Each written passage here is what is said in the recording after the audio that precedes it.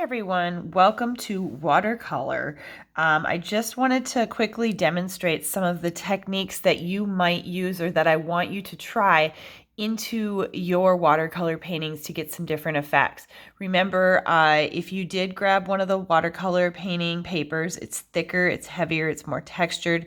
It's a 12 by 18 size. If you did not grab that, paint on whatever paper you can find. Just be careful, don't do a lot of brushing because otherwise you'll kind of just wither the paper away and you'll end up with holes and frustration. So you can see on the paper here I've written down the techniques, and I would highly encourage you to just grab a small piece of paper and do the same thing so you can see the different techniques and refer back to this video to get different effects on your paper. So I'm going to start up in the top and I'll just work my way down. So the first technique is wet on wet. So when you're working wet on wet, you want to take some water and just plain water on your paper, no paint, and wet the paper a lot. And then I'm going to add some color, and I'm going to do everything with blue. You can mix up, you can do whatever colors you want, but this way you can see, like when I touch the color to the paper, how it just kind of spreads and goes. So if you want to do some blending, like you're creating a sky and you want the colors to fade from one color to the other really nicely, the wet on wet technique is something that you want to use because it just pulls the colors and moves them really nicely and freely. Okay. Now, if you're trying to do something very particular, very clean lined, you want to have a paper towel, one, to dry off your brush, and two, you're going to use very, very little water. You're not going to wet the paper ahead of time. I'll do this with red just to show you it's different. And I'm going to use a little more color. You'll notice the colors I've used are the ones that come in a tube. If you've got the watercolor trays, or if you don't have paint and you want to use Kool-Aid, whatever you can come up with to do some watercolor painting, that is highly encouraged. But here's how it looks. See how I can get a nice clean line and nothing spreads.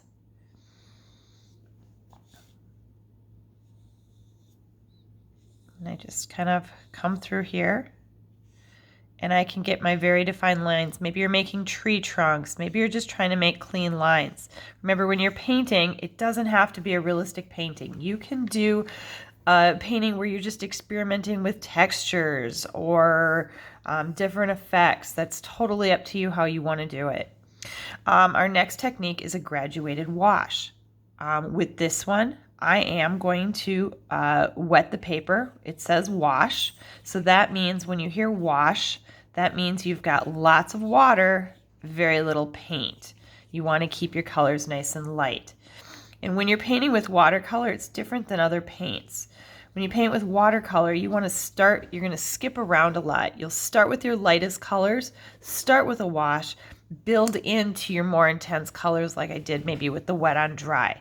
You want to go from wash to intense because with watercolor you can't erase. You can't cover up what you did. So I'm going to start with some of my blue, and I'm just going to put the blue down here like this with the graduated wash. But now I'm going to come in and clean my brush and come in with straight water so that I can slowly fade that down to a lighter color. You can see what I did there. Now what I'll do is I'll come back in with the blue. So I'm starting with that graduated wash. I'm going to come back in with the blue more intensely over on this side to build up the darkness of it and fade it down. I don't want it to look like stripes. Once again, I'll add a little more water to kind of clean that line, make that line go away, and it fades it down. So you get that graduated wash, kind of like a gradation with your pencils, where you fade from darker to lighter. If you're trying to make something look 3D, that is something you want to do. A flat wash, this is what you often like to start with. Lots of water. It says wash, so I'll wet my paper.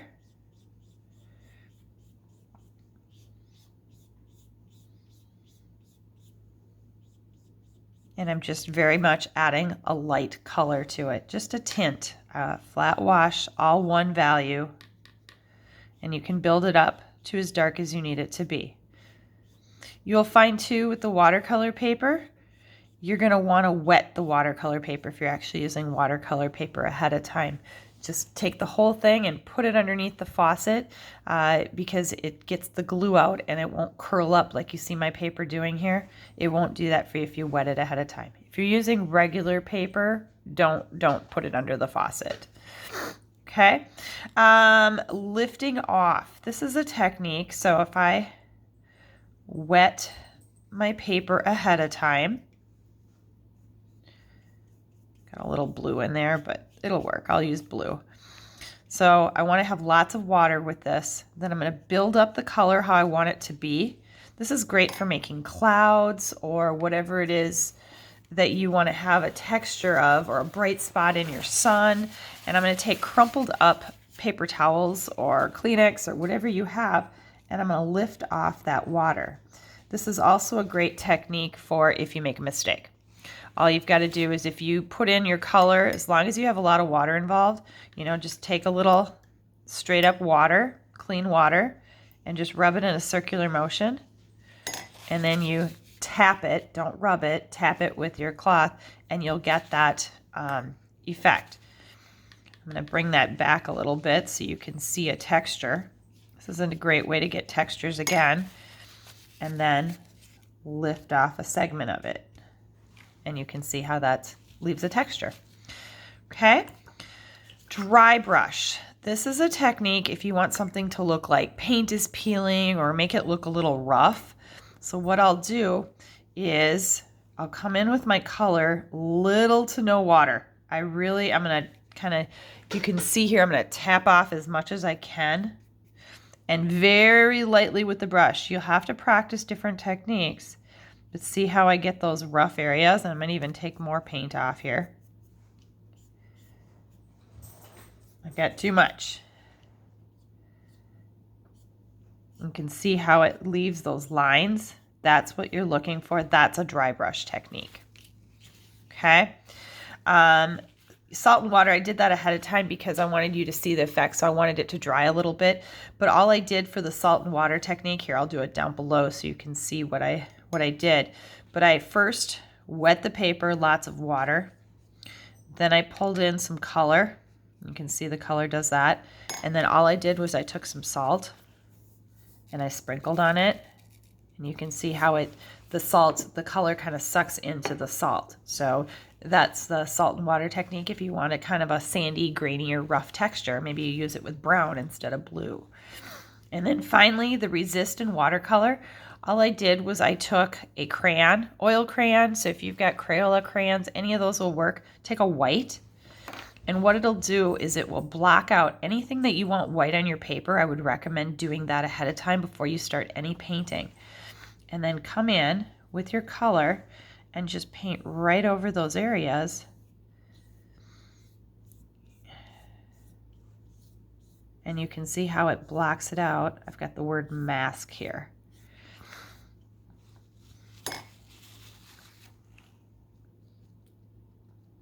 I'm just putting so you can see, tapping off a little bit of, and you can see how it masked it out. So that is the different techniques that I'd like you to experiment and try on your painting. Remember, your painting can be real. Trying to make it look as real as possible, make things look 3D. Refer to the PowerPoint for some examples, or it can be completely non-objective. And that means by being non-objective, you can have whatever textures, whatever lines, just maybe making a fun layered piece with lines and shapes. Have fun painting, guys. Let me know if you have any questions.